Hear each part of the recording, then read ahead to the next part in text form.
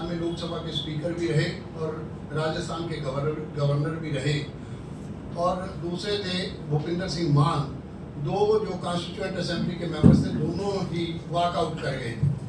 तो जब पत्रकारों ने उनसे पूछा कि आपने वॉकआउट क्यों किया, क्या ये आपको कॉन्स्टिट्यूशन ठीक नहीं लगता, तो सरदार हुक्म सिंह जी का व्यू था, जो मैं आपके सामने रखना चाह रहा था, कि ये कॉन्स्टिट्यूशन माइनॉरिटी को प्रोटेक्ट नहीं कर सकेगा, खास तौर पर सिख और मुस्लिम को ये कॉन्स्टिट्यूशन प्रोटेक्ट नहीं कर सकेगा। मुझे लगता है कि जो सरदार हुक्म सिंह जी ने 1949 को 1949 को 26 नवंबर को कहा था, पिछले 75 वर्ष में और ख़ास तौर पर पिछले 50 वर्ष में वो बिल्कुल सच साबित हुआ। पहले सिख आइडेंटिफाई हुआ और उसके बाद मुस्लिम आइडेंटिफाई हुआ। आज के हालात में दोनों कौम जो हैं, चाहे वो सिख हो चाहे मुस्लिम हो, वो केवल वोट बन के रह गई, उनकी कोई अहमियत नहीं रही, उसके वोट की कोई अहमियत नहीं रही, ना उसकी कोई पोजीशन रही। इस हालात में हमारे 75 साल को हमने देखा और अपने सामने समझा है। और ख़ास तौर पर पिछले 50 साल से जब तक का मैं सोशल एक्टिविज्म में आया, तब से मैं देख रहा हूँ कि पहले सिख टारगेट हो गया। सिख टारगेट ऐसा हुआ कि 1984 का आपको सबको पता है कि सिख को कहीं खालिस्तानी बताया गया, कि कहीं उसको अतवादी बताया गया, कहीं उसको आतंकवादी बताया गया। नतीजा ये निकला कि सिख पूरी तरह एलिनिएट हो गया मेन धारा से, मुख्य धारा से। उसके बाद मुस्लिम का नंबर आया। अगर आप देखें तो मुस्लिम भी उसी हालात से निकला। बाबरी मस्जिद का जो हालात था, जो विध्वंस था, जो हालात थे, मैं उस पर चर्चा नहीं करना चाहता। और 1992 से के बाद में उसके भी हालात, वो उसी हालात से निकला। और आज ये हालात बन गए कि हर मस्जिद से कहीं ना कहीं कोई ना कोई मंदिर ढूंढा जा रहा है। मुझे अफसोस तब हुआ कि जब अभी अभी बाबा बागेश्वर ने ये भी डिक्लेयर कर दिया कि हरमंदिर साहब जो अमृतसर में है, उसके बीच में भी उन्होंने कहा कि ये हरिमंदिर पूजा स्थल था, वहाँ हम पूजा करेंगे या पूजा की शुरुआत करेंगे। तो मैं समझता हूँ कि देश में ऐसे हालात पैदा नहीं करने चाहिए थे और ना ही ऐसे हालात होने चाहिए। मैं हरमंदिर साहब की बात इसलिए आपके सामने कह रहा हूँ कि हरमंदिर साहब कोई ऐसा स्थान नहीं था कि जो किसी से लेकर, ये हरमंदिर साहब का जो स्थान है, ये अकबर बादशाह ने गुरु अमरदास की बेटी के नाम ये पता लिखवा दिया था। ये 85 गांव दे दिए थे, केवल इस पर प्रभावित होकर कि सिखों ने लंगर की शुरुआत की और उस लंगर से प्रभावित होकर जात पात से ऊपर उठकर किसी से जात नहीं पूछी जाती थी। तो इस लंगर की व्यवस्था को देखते हुए ये 85 गांव की दिए गए और उसमें से ये हरमंदिर साहब भी उसी में से। हरमंदिर साहब की एक और भी तारीफ है, उसका नींव जो है वो अकबर बादशाह जहांगीर के जो शाही पीर थे, उन्होंने शाही पीर ने, शाही मियाँ मीर ने उसकी नींव रखी। और उसका जो वास्तुकला है, जो आर्किटेक्ट है उसका, वो मस्जिद नुमा है। और तीसरा ये है कि जो चारों दरवाजे होते हुए भी जो आने जाने का रास्ता वो पश्चिम की तरफ खुलता है। तो मैं समझता हूँ कि हरमंदिर जो है, और उसका नाम हरिमंदिर है, उसके अंदर स्थापना गुरु ग्रंथ साहब की हुई, जिसमें 36 भक्तों की, गुरुओं की वाणी है, उसमें सारे पूरे देश को रिप्रेजेंट करता है गुरु ग्रंथ साहब। तो मैं समझता हूँ, और उसका नाम हरिमंदिर है। ये बात हमें समझ लेनी चाहिए कि हरिमंदिर या सिख, हिंदू और मुसलमान के बीच में लिंकेज का काम करता है और गुरुओं ने इस लिंकेज को बनाए रखा। इसलिए मैं समझता हूँ कि इस बात को समझ लेना चाहिए, और जो ये बात कह रहे हैं उनको भी ये बात समझ में आना चाहिए कि हमने पहले ही बड़े हालात से गुजरा है, सिखों बड़े हालात से गुजरी है, दोबारा से उस हालात में हमें नहीं जाना चाहिए। और जो ऐसा काम करना चाह रहे हैं उनसे भी मेरी अपील है कि उनको भी इस रास्ते पर नहीं चलना चाहिए। एक बात तो मैं आपसे ये कहना चाह रहा था। दूसरी बात ये कहना चाह रहा था कि इस 75 वर्ष में जो कॉन्स्टिट्यूशन ने जो प्रोविजन बनाए, जो सरदार हुक्म सिंह जी ने उस समय कहा था, उसमें सच इसलिए साबित हो गया कि अगर पूरे देश में प्रांतों में भाषा के आधार पर प्रांतों का पुनर्गठन हुआ, पर पंजाब का पंजाबी के आधार पर पुनर्गठन के लिए 16 साल लगे उस लड़ाई को लड़ने के लिए, ताकि पंजाबी बोली पर किसी प्रांत का पुनर्गठन हो जाए। पहला सवाल ये खड़ा हुआ। दूसरा सवाल ये खड़ा हुआ कि आनंदपुर साहब रेजोल्यूशन केवल और केवल राज्यों के अधिकारों को लेकर बना था, वो कोई एक स्टेट का या किसी खालसा राज की स्थापना नहीं थी। उसको भी खालिस्तानी डिक्लेयर किया और जिससे सिखों को ही निशाने पर ले लिया। तीसरा ये हुआ कि जब निरंकारी विवाद हुआ और निरंकारी विवाद में भी सिखों को ही टारगेट कर दिया गया। 1984 में कोई ना तो खालिस्तान की डिमांड कर रहा था ना किसी और की डिमांड कर रहा। मैं ये नहीं कहता कि हमारी सिखों की उसमें गलतियां नहीं होंगी, अकाली दल ने भी वही गलतियां की जो पूरे मीडिया भी गलती कर रहा था। सिखों में पंचायती राज इंस्टीट्यूशन की, खालसा के तौर पर पंचायती राज इंस्टीट्यूशन की भावना है कि पंचायती राज इंस्टीट्यूशन की स्थापना व्यक्ति गुरु नहीं है, पंचायत गुरु है। पर तकलीफ ये हुई कि सब ने एक व्यक्ति के आधार पर पूरे सिख कौम को एक व्यक्ति के आधार पर बना के खड़ा कर दिया और नतीजे हमने उसके भोगे हैं। तो मेरा ये कहना है कि हम लोगों को ये भी बात समझ आनी चाहिए। दूसरी बात जो मैंने मुस्लिम समाज के बारे में कही, तो मैं ये समझता हूँ कि मैं ज़रा 1920 की आपके सामने एक और चर्चा करूँ। 1919 में जलियांवाला बाग का त्रासदी हुई। 1920 में गांधी ने बहुत दूरंदेशी के साथ पहले खिलाफत मूवमेंट के साथ खड़े हो गए ताकि मुस्लिम उनके साथ खड़े हो जाएं। उसके बाद वो बाबा खड़क सिंह की मीटिंग में गए, गांधी, मोतीलाल नेहरू, मोहम्मद अली जौहर और शौकत अली। मोहम्मद अली जौहर के जो शब्द हैं उसने इस देश की आज़ादी का नया रूप दे दिया। मोहम्मद अली जौहर ने जब बाबा खड़क सिंह की उस मीटिंग में सिखों को एड्रेस करते हुए ही कहा कि खालसा जी, हमारे बुजुर्गों ने हो सकता है कि हाकम रहते आप पर ज्यादतियां की हों, हमें उसकी माफी मांगता हूँ। मैं अपनी और अपने भाई शौकत की गर्दन पेश करता हूँ, आपका मन करे तो काट ले। नतीजा क्या निकला कि पूरा सिख उस आज़ादी का पहरुआ खड़ा हो गया, साथ में खड़ा हो गया। तो मैं समझता हूँ कि गांधी का जो सोच थी, गांधी का जो आइडिया था, उससे किया तीनों कौमें जो आज़ादी की लड़ाई, चाहे वो मुस्लिम था, चाहे वो सिख था, चाहे वो हिंदू था, तीनों यकमुश्त होकर सामने खड़े हो गए और हमने आज़ादी सब ने इकट्ठे होकर ली। अफसोस इस बात का है कि विभाजन ने हमें दो हिस्सों में बांट दिया। एक तरफ पाकिस्तान या बांग्लादेश बना, जिसको बाद में बांग्लादेश बना, और एक हिंदुस्तान जिसको हम भारत कह रहे हैं, भारत बना। आज भी कईयों का विचार रहता है कि इसको हिंदुस्तान बनाने की कोशिश करते हैं। मैं समझता हूँ कि विभाजन के बाद ये भारत का संविधान है, ये हिंदुस्तान का संविधान नहीं है, ये भी मान के चलना चाहिए। अफसोस तब होता है कि जब कुछ लोग इसको हिंदुस्तान के तौर पर ही पेश करते हैं। एक बात मैं आपसे और कर, 2014 के बाद एक नए किस्म का हमारे सामने एक नए किस्म का निज़ाम आता है। मैं अटल बिहारी वाजपेयी की एक लाइन आपके सामने रखना चाहता हूँ। अटल बिहारी वाजपेयी ने कहा कि 82% यहाँ हिंदू हैं, तो हिंदू का वर्चस्व होने में कोई तकलीफ नहीं होनी चाहिए, जबकि माइनॉरिटी के पास माइनॉरिटी कमीशन भी है और माइनॉरिटी के पास मानवाधिकार भी है। पर शायद अटल जी भूल गए, जितने वो लिबरल थे, शायद वो इस लाइन को अगर जिसको मैंने अंडरलाइन किया है, इस लाइन को समझें तो वो शायद हिंदू राष्ट्र की तरफ ही अपनी बात कहना चाह रहे थे। उसी के नतीजे हमने हमारे सामने भुगते। जब 2014 में हिंदुस्तान की संपादिका जो मृणाल पांडे थी, अगर उनका एडिटोरियल 2013 में देखना हो तो उन्होंने पहले ही कह दिया था कि आरएसएस को ऐसे व्यक्ति की जरूरत थी जो स्वच्छंद होकर आरएसएस के एजेंडे को पूरा करे। मैं मान के चलता हूं माननीय प्रधानमंत्री मोदी जी ने पूरे 10 साल में आरएसएस के एजेंडे को पूरी तरह लागू किया और तनदेही से लागू किया। चाहे हम कुछ भी कहें, हम उसके साथ विचार रखें या ना रखें, उन्होंने चाहे नोटबंदी हो, चाहे जीएसटी हो, चाहे कोई भी हो, उन्होंने पूरी तरह आरएसएस के एजेंडे को पूरी तरह लागू किया। और आज हमारे सामने हर मस्जिद के नीचे अब मंदिर ढूंढने का जो रास्ता ढूंढा है, या हरमंदिर साहब में वो यही ढूंढ रहे हैं, तो मैं समझता हूँ ये वही रास्ता है। तो मुझे हमारे सामने जो आपके सामने मैं बात करने आया था, मैं अपनी बात का विराम करता हूँ कि केवल इतनी बात है, आज ज़रूरत है, क्या ये देश एक है? क्या ये संविधान हम सबको साथ लेके चलेगा? ये 75 वर्ष में जो संविधान में ये हमारे सामने सवाल उठे हैं, क्या ये संविधान उनको पूरा कर सकेगा? एक लाइन में 69 की बात, 1969 की बात आपके सामने कह रहा हूँ। गुरमीत सिंह एडवोकेट जनरल होते थे पंजाब में, जब हमने उनसे पूछा कि आपका इस संविधान के बारे में क्या चिंतन है, 69 की मैं बात कर रहा हूँ, तो उसने, गुरमीत सिंह एडवोकेट जनरल थे पंजाब के, उन्होंने कहा कि ये संविधान इतना लचीला है कि अगर किसी ईमानदार आदमी को जेल में बंद करना हो और उसको सारी जिंदगी बाहर ना निकालना हो तो ये संविधान अलाउ करता है, और अगर किसी बदमाश को कभी जेल में ना भेजना हो तब भी ये संविधान अलाउ करता है।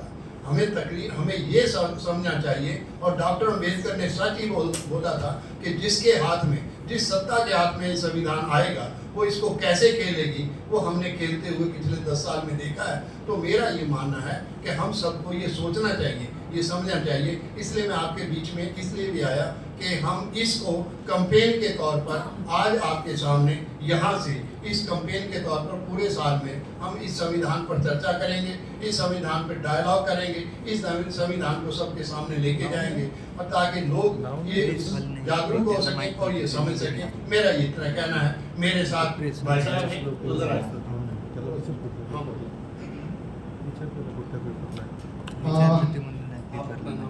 मेरा नाम फिरोज मुल्ला, मैं संविधानवादी हूँ। मेरे साथी असलम वठारे हैं और यहाँ पर अभी आपके सामने जिन्होंने बात रखी है वो दया सिंह जी हैं। जिस तरह से इस देश में माइनॉरिटी का हाल चल रहा है इस 10 साल में, वो बहुत ही ज़्यादा चल रहा है। जो ब्रिटिशों के टाइम होता था वो अभी होना शुरू हुआ है। और जैसे अभी दया सिंह जी ने बताया कि माइनॉरिटी किस हालत में गुजर रही है, पहले सिख फिर अभी मुस्लिम। हालांकि बाबरी मस्जिद के बाद जो सुप्रीम कोर्ट ने जो डिसीजन दिया था कि बाद में कोई मस्जिद के बारे में खोदा खोदी या शुदा शुदी नहीं होगी, तो मगर उस सुप्रीम कोर्ट के आदेश को भी ये लोग कुचल कर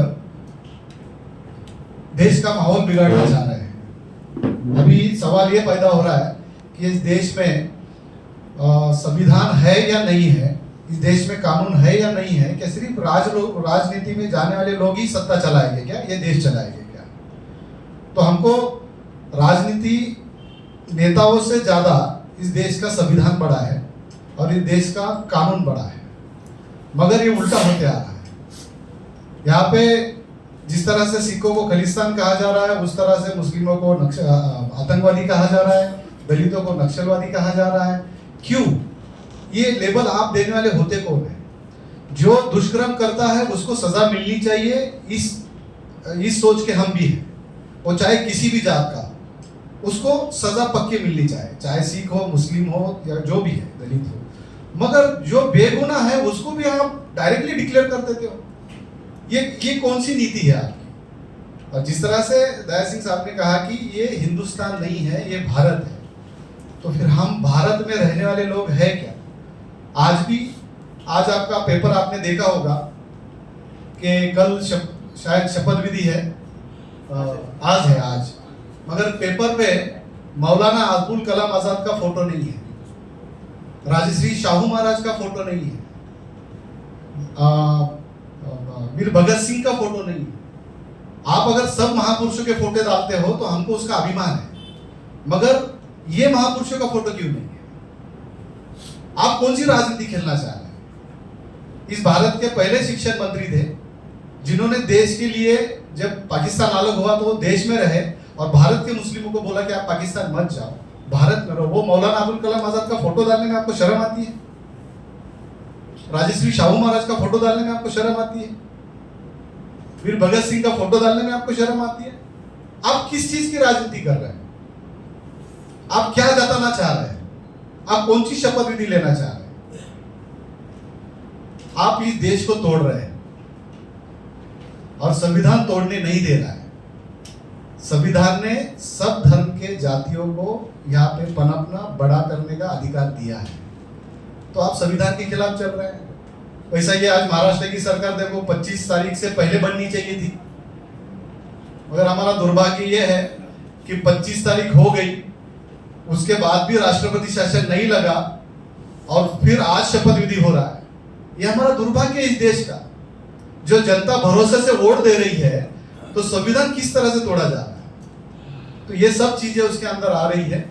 तो हम इसके लिए यहाँ पर आपको कहना चाह रहे हैं कि संविधान से भारत चलता है, हम सब एक है, सब साथ में लेकर चलेंगे तो देश इस दुनिया की नक्काशे में बहुत बड़ा दिखेगा। इसको आप तोड़ने की कोशिश ना करें। अमेरिका ने आज पेपर में है कि बांग्लादेश में जो हिंदुओं पे अत्याचार हो रहा था, जो हो रहा है, उसके ऊपर अमेरिका ने कहा है कि सब धर्मियों का सलोखा रखना चाहिए। जब अमेरिका ये कह रहा है तो हमारे भारत के लोगों को क्यों नहीं मालूम? तो ये सब बातें हैं। तो हम यही कहना चाह रहे हैं कि यहाँ से इस देश का जो भी हिंदू है वो इस देश का है, जो भी माइनॉरिटी अल्पसंख्यक है वो देश का है, ये भारतवर्ष का है। इसमें आप ना तोड़ो ना बांटो, आप सब लोग मिलकर इस देश को एक बनाओ। हम एक बनाना चाह रहे हैं, इस भारत को बड़ा करना चाह रहे हैं और एक संग रखना चाह रहे हैं। धन्यवाद। एक बात हमें ध्यान रखनी चाहिए कि जो संविधान है वो भारत का संविधान है। We the people of India, हम भारतीय हैं और हमें भारतीयता के तौर पर बात करनी चाहिए, हम किसी और तरीके से बात नहीं करनी चाहिए। मैं समझता हूँ कि आपके माध्यम से ये बात, ये आवाज़ जो है वो जन जन तक जाएगी। हाँ, सवाल करना तो अब आप जो सवाल करना चाहिए that these things are happening, discrimination and racism. Who is the responsible for this? You are to whom you are going to target or you are targeting who? मैं समझता हूँ कि सरदार हुक्म सिंह की एक बात में, और जब वो लोकसभा के स्पीकर बने तो उनसे सवाल आपके पत्रकारों ने पूछा, आप जैसे मित्रों ने, कि जिस संविधान को आप प्रोटेक्ट करेंगे जिसमें आपने वॉकआउट किया, तो सरदार हुक्म सिंह ने जो जवाब दिया वही मैं आपको जवाब देना चाह रहा हूँ। उन्होंने कहा कि कम से कम हमारे पास कोई दस्तावेज है जिसके आधार पर हम देश को चला सकते हैं, उसको प्रोटेक्ट करना हमारा सबका फर्ज है। मैं समझता हूँ कि राजनीतिक पार्टियाँ जो भी रही, मैं किसी एक पार्टी को डायरेक्शन नहीं दे, ना कि इसको डायरेक्ट कर रहा हूँ। यहाँ देश में दो विचारधाराएं हैं, चाहे एक गांधी विचारधारा है, एक आरएसएस की विचारधारा है, जो पिछले 10 साल से। अब ये दो विचारधाराओं का टकराव है इस देश में। अब इन दो विचारधाराओं को डिसाइड करना है कि आपको कैसा भारत चाहिए, आपको कैसा संविधान चाहिए। हमारा किसी से ये नहीं है कि किसने ये 75 वर्ष में जो हमने देखा और जो हमने पाया, इसलिए हमने आपके सामने ये बात कर दी कि अब इस पर हम चर्चा करेंगे ताकि लोगों तक ये जन जन तक ये आवाज़ पहुंचे। हमारा प्रोग्राम ये रहेगा कि इसको जालंधर प्रेस क्लब से इस बात को उठाया था। आज हमने महाराष्ट्र में इस बात को इसलिए उठाया कि 6 दिसंबर जो हमारे कल आना है, जो डॉक्टर अम्बेडकर का दिवस है, तो हमने सोचा कि 5 तारीख को ही आपके बीच में इस बात को कह दिया जाए ताकि 6 दिसंबर को इस बात को लोगों के सामने पहुंच जाए आपके माध्यम से। तो तीसरी बात यह, इसके बाद हमने जयपुर में एक प्रोग्राम रखा है, जयपुर के बाद फिर हरियाणा में, और इस तरह हम पूरी स्टेट्स में एक स्टेट को जितना हम कवर कर सकेंगे। अब लोगों का ये भी व्यू बना है कि हम लोग भी इस आंदोलन के साथ जुड़ना चाहते हैं। अगर लोग ऐसा जुड़ेंगे, हमने कोई ऐसा नहीं है कि हमने तो एक, क्योंकि ऑल इंडिया पीस मिशन कोई ऐसा नहीं कि कोई 100, 200, 500 आदमियों का कोई इकट्ठा कोई एक प्लान है। ये हम कुछ लोगों ने बैठकर बनाया था केवल इसलिए ताकि लोगों की बात की जा सके। ये कोई संस्था ऐसी नहीं है, केवल ये मिशन के तौर पर हम आए और मिशन के तौर पर हम इसको काम कर रहे हैं। जो लोग इस पे काम करना चाहें हम उनको आवेदन करेंगे, वो आएँ, मिलें, हमारे से जो मदद हो सकती है हम उनके साथ हैं, पर हम इस बात को कैंपेन के तौर पर काम करेंगे। मुस्लिम समाज जो है वो हमारे देश में ऑलमोस्ट 25 से 30% है। तो पिछले लोकसभा का इलेक्शन ले लो, इधर विधानसभा का ले लो, अगर एकजुट वोट होता तो शायद परिस्थितियाँ कुछ अलग होती। तो अगर घर में ही एकता नहीं है तो कैसे क्या फिर वो एकता होने के सपने? नहीं, सवाल ऐसा है कि एकजुटता का सवाल मुस्लिम कम्युनिटी का नहीं है। मुस्लिम कम्युनिटी आज भी चाहती है कि देश में उनको न्याय मिले। राजनीति न्याय मुस्लिम समाज को नहीं मिलता है, और जो प्रस्तावित पार्टियां हैं, बड़े बड़े पार्टियां, वो मुस्लिम समाज का नेतृत्व खड़ा करना नहीं चाहती, वो टिकटें नहीं देना चाहती। अभी महाराष्ट्र की बात ले लो, महाराष्ट्र में 1,30,00,000 मुस्लिम की वोटर आबादी है, मगर सीट्स कितने देते हैं? 3 या 4 सीट देते हैं। हालांकि हमको महाराष्ट्र में 28 या 33 सीट मिलनी चाहिए। जब राजनीति नेतृत्व ही नहीं खड़ा होता है तो फिर वो समाज आगे कैसे बढ़ेगा? एक मिनट में आपसे बात कर दूँ। ये जो आपने ये चर्चा शुरू की है, मैंने पिछले बार आपके बीच में आया था 2024 का जो नेशनल लेवल पर लोकसभा 2024 का चुनाव है। मैंने कई बार कहा और मेरे आर्टिकल भी हैं, पिछले 2014 से ये देश हिंदू बनाम हिंदू हो गया। ये बात समझ लेनी चाहिए कि मुस्लिम केवल वोटर है या सिख भी केवल वोटर है। अब इनकी अहमियत नहीं बची, इसलिए वो लोग सोचते हैं कि अगर मुसलमान को या सिख को कैंडिडेट बना लिया जाए तो विनेबल नहीं होगा। जो बात ये कह रहे हैं वो बात आपको समझनी चाहिए कि एक जो मानस बन गया इस देश में, वो मानस बहुत खतरनाक है। एक तरफ तो हम जाति संख्या बल क्रिएट करना चाहते हैं और साथ में आवाज दे रहे हैं जिसकी जितनी संख्या भारी उसकी उतनी हिस्सेदारी। तो फिर आप इस बात को कैसे डिनाउंस करेंगे कि जो मुसलमानों की जो संख्या है तो उसके बल पर उनको भी फिर वो दिया जाए? तो जब ये आवाज उठा रहे हैं तो आपको वो आवाज भी उठानी चाहिए।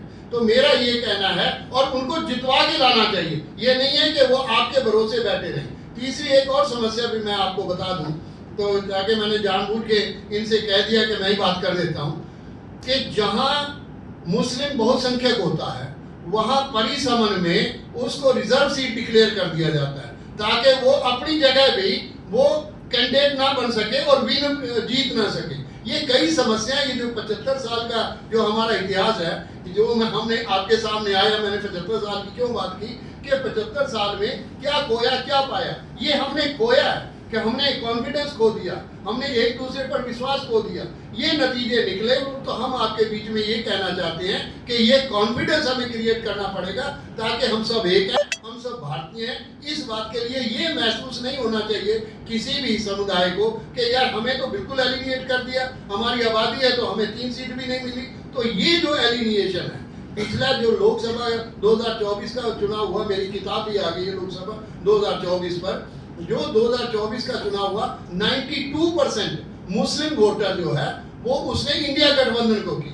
अब इंडिया गठबंधन ने जो अपनी हालात ऐसे पैदा किए कि 32 सीट उन्होंने अपने हाथ से गवा ली। हमने नहीं कहा था कि आप गवा लो, दिल्ली की 7 सीटें उन्होंने गवाई।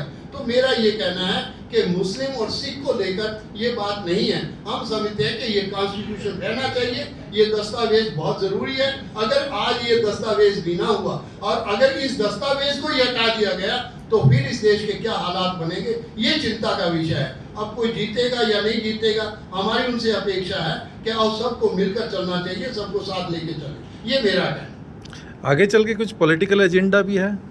नहीं, ऑल इंडिया पीस मिशन कोई पॉलिटिकल बॉडी नहीं है, ना ये मिशन है, ये देश के लिए मिशन है, देश को समर्पित है, इसका कोई पॉलिटिकल एजेंडा नहीं। हम ये जरूर मानते हैं कि ये देश गांधी का है, गांधी विचारधारा पर इस देश को चलना चाहिए, गांधी की सोच को लेकर चलना चाहिए। 2 ही विचारधारा हैं। आरएसएस को ये मान के चलना चाहिए कि हिंदू राष्ट्र नहीं बन सकता। जब तक सरदार हुकुम सिंह जी का दूसरी बात थी, जब उनसे पूछा गया तो उन्होंने कहा कि जब तक इस देश का सिख और मुस्लिम इस देश का हिस्सा है, इस देश को कोई हिंदू राष्ट्र नहीं बना सकता। इसलिए मैं ये कह सकता, दावे से कह सकता हूँ कि सिख और मुस्लिम की ड्यूटी बनती है, उनका फर्ज बनता है कि ये देश हमारा, जितना उनका है उतना ही देश ये हमारा है। हमने मिलकर रहना है, हमने साथ लेकर चलना है और सबको साथ लेकर चलना है। इसलिए हम इसको हिंदू राष्ट्र ना बनने देंगे, ना इसको होने देंगे। ये मैं उनसे भी आवेदन कर दूं कि आपको ये रास्ता अडॉप्ट नहीं करना चाहिए। ये भारत है, इसको भारतीय ही रहना चाहिए और भारतीयता ही हमारी नागरिकता है, हमें इस रास्ते पर चलना चाहिए। मैं आपको कहूँगा, मैं गुरुग्राम हरियाणा से हूँ, मैं वहीं का हूँ। वहाँ नमाज अदा नहीं करने दे रहे थे पार्क में, किसी पार्क में नमाज अदा नहीं करे। फ्राइडे की नमाज होती थी तो उनको कहते थे कि आप नमाज खुले में नहीं अदा करें। हमारे सामने सवाल आया तो हमने कहा आओ गुरुद्वारे में नमाज अदा करवा देते हैं। अगर किसी को याद हो 19 नवंबर 2022 को हमने कहा कि आओ, एनडीटीवी वाले आए, उन्होंने आइडेंटिफाई कर गए और उन्होंने उनको बता दिया कि यहाँ नमाज अदा हो। मुझे खुशी है और मैं ये बात कह सकता हूँ और ये दावे से कह सकता हूँ, माननीय प्रधानमंत्री ने 13 महीने किसान आंदोलन पर बैठे रहे, 800 किसान शहीद भी हो गए, किसी ने उनको नहीं सुनी, सर्दी गर्मी सारी झेली उन लोगों ने। जैसे ही नमाज की बात आई उसी दिन माननीय प्रधानमंत्री मोदी जी 9:30 बजे दूरदर्शन पर आए और उन्होंने तीनों कानून वापस ले लिए। मैं ये कह सकता हूँ कि ये थी ताकत जिसको एहसास आरएसएस को समझ लेना चाहिए कि सिख और मुस्लिम ही नहीं, लिबरल हिंदू आज भी 35% वोट ही है आरएसएस के पास, अपना बीजेपी के पास। बीजेपी को ये समझ लेना चाहिए उसका 35-36% से नेशनल लेवल पर वोट नहीं है, तो 65% वोट जो है उसके अगेंस्ट है। अगर ये पार्टियां ना बटे, इंडिया गठबंधन को आपने देखा है, केवल 20 सीट अगर इंडिया गठबंधन और ले जाता और 20 सीट बीजेपी डाउन आ जाती 240 में से, तो नतीजे क्या निकलते। मैंने एक और बात बता दूं, उस 240 में से ऑलमोस्ट 100 सीट जो ऐसी हैं जो दलित, एससी और एसटी की हैं। अगर उनको बीजेपी से निकाल दिया जाए तो मैं बीजेपी वालों से पूछता हूं कि आप 140 से सरकार चलाएंगे? जो हालात आप पैदा कर रहे हैं, तो मेरी अपील उनसे भी है, क्योंकि हमें ईडी आए, सीबीआई आए, कोई भी आए, हमने उससे कोई लेना देना नहीं। आप हमें सर्च करें, हमें ढूंढें, कहीं रहें, हम आपके सामने हैं, हमें कोई तकलीफ नहीं है। ये जो कैंपेन है, ये देश के लिए कैंपेन है, भारत के लिए कैंपेन है। हमारा ना इधर स्विंग है ना इधर स्विंग है। हमने तो कांग्रेस को कहा कि 1984 आपकी मूर्खता का नतीजा है। अगर आप उस समय ऐसी मूर्खता ना करते तो सिख आपके साथ खड़ा था। इंदिरा गांधी तक आपको किसी ने तकलीफ दी थी? इंदिरा गांधी की हत्या के जिम्मेदार आप लोग हैं, सिख जिम्मेदार नहीं है। आपके कारण ये सारे काम हुए। तो इसलिए मैं उनसे भी अपील करता हूं कि हमारा ना स्विंग उधर है ना स्विंग इधर है। हमारा स्विंग ये है कि आज ये देश एक है। और आपके बीच में इसलिए मैं जानकर, ये जो पुणे की धरती है, इसका एक और कारण भी है मेरे आने का, कि गुरु हरगोबिंद साहब जो छठे गुरु थे, समर्थ रामदास उनके पास गए। समर्थ रामदास से गुरु हरगोबिंद साहब की बात हुई, जहां से शिवाजी पैदा हुए। अगर शिवाजी के बैकग्राउंड में है तो सिख चिंतन है। सिख चिंतन को दूसरे ढंग से भी देखना चाहिए। अगर नामदेव जी यहाँ है तो गुरु ग्रंथ साहब में अंकित उनकी वाणी। महाराष्ट्र में गुरु 10वें गुरु यही ज्योति ज्योत समाए। अगर गुरु गोविंद सिंह का जीवन देखा जाए, उनका जन्म पटना में है, उनकी कर्मस्थली पंजाब में है, और उनका अंतिम जो ज्योति ज्योत है वो महाराष्ट्र में है। तो हमारे संबंध है। मैंने शरद पवार जी को भी ये कहा था कि मराठा हो, जाट हो, मुस्लिम हो, सिख हो, ये इनका स्वभाव एक है। जरा इनको समझने की कोशिश करो। मैं देश को भी ये कह रहा हूँ कि इस बात को समझो। आज ये देश हम सबका है, हमें ये सोचना चाहिए। और कोई बात हो तो आप क्या ऐसा मतलब आप क्या करें? देखो, मुस्लिम की लीडरशिप नहीं बढ़ने का कारण ये है कि यहाँ पर जितना मुस्लिम को दबाया जाएगा उतना यहाँ के पॉलिटिकल पार्टियों को हिंदू सब्जेक्ट उठा नहीं पाता है। और मुस्लिम लीडर को अगर ये खड़ा करते हैं तो इनके वोट्स डाइवर्ट हो जाते हैं। तो हम ये नहीं, हम तो भारत के ही हैं, हम महाराष्ट्र के यही मिट्टी के हैं। हम इनको बार बार कहना चाहते हैं कि यहाँ का हिंदू जितना बराबर है उतना मुसलमान है। तो आप राजकीय जो व्यवस्था है उसमें आप मुस्लिमों को मौका देना चाहिए। और सज्जत कमेटी वगैरह अगर आप देखेंगे तो मुस्लिम की हालत सबसे कमज़ोर है। मगर मैं देश के आदरणीय प्रधानमंत्री साहब को कहना चाहता हूँ आज के पत्रकार परिषद के इसमें, अगर देश को महासत्ता बनाना है तो यहाँ के दलित, शोषित, पीड़ित मुस्लिम समाज को ऊपर उठाए बगैर ये देश महासत्ता नहीं बन सकता। अगर हमारा हाथ की उंगली भी अगर कट जाती है तो हमको अपंग का सर्टिफिकेट दिया जाता है। अगर इस देश में माइनॉरिटी अगर सुरक्षित नहीं रहेगी, अगर उसका विकास नहीं होगा तो ये देश अपंग कहा जाएगा। इसके लिए मैं कहना चाहता हूँ कि आदरणीय प्रधानमंत्री साहब को कि माइनॉरिटी को आप राजकीय सत्ता में ले लो, एजुकेशन सत्ता में ले लो, आप उनका सामाजिक राजकीय विकास करो ताकि ये देश महासत्ता बने। मैं एक बात और आपसे देखें, आप 2004 में 145 लोकसभा के सदस्य थे कांग्रेस के, और प्रधानमंत्री सरदार मनमोहन सिंह भी बने। आप ये देखें कि सरदार मनमोहन सिंह ने सच्चर कमेटी का गठन किया, मुसलमानों के स्थिति को जांचा, सिखों के प्रति उन्होंने संसद पटल पर माफी मांगी 1984 के लिए। नतीजा क्या निकला? सिख मुस्लिम सारे सरदार मनमोहन सिंह की तरफ खड़े हो गए। 2009 का चुनाव देखें, 2009 का चुनाव सरदार मनमोहन सिंह के नाम पर लड़ा गया। 145 से सीट 206 गई। तो मेरा ये इस भारत के 75 साल के इतिहास में सरदार मनमोहन सिंह की सरकार समाज भारतीय गोल्डन पीरियड के तौर पर जानी जाएगी। जितनी जीडीपी आप कलेक्ट हुई, जितना सामाजिक ताना बाना ठीक रहा, जितना आपसी नज़दीकियाँ रही, चाहे वो मुस्लिम था, चाहे सिख था, चाहे हिंदू था, चाहे क्रिश्चियन था, चाहे कोई भी था, वो सबको साथ लेकर चले। आइए पिछले 10 साल के जो इतिहास को हम जिस ढंग से आंकना चाहें, तो इसको अगर वही मनमोहन सिंह वर्सेस मोदी का अगर 10 साल को जांच लें तो हमें पता लग जाएगा कि हम कहाँ खड़े।